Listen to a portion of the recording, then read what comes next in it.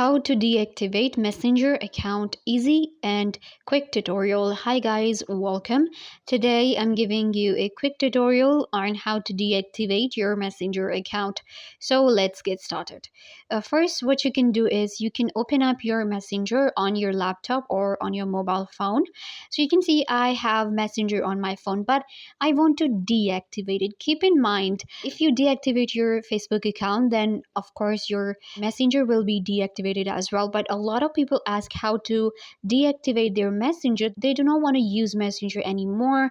How to deactivate? They don't receive any requests, no one messages them. How to do that? For that, if you have a separate Messenger app, then you can log out of it. So you can go to the settings from here. In settings, what you guys gonna do is you're gonna log out of Messenger. You can go to the account setting and log out. Then what you can do is we can also do some settings in order to not receive messages anymore. We want to deactivate it. We do not use Facebook anymore, or we do not want to use Messenger anymore. So for that, you can actually do a setting, because what happens is, even if we deactivate Messenger from the app, we delete the app, we uninstall the app, we will still be receiving messages on Facebook, because there is a built-in Messenger within our Facebook.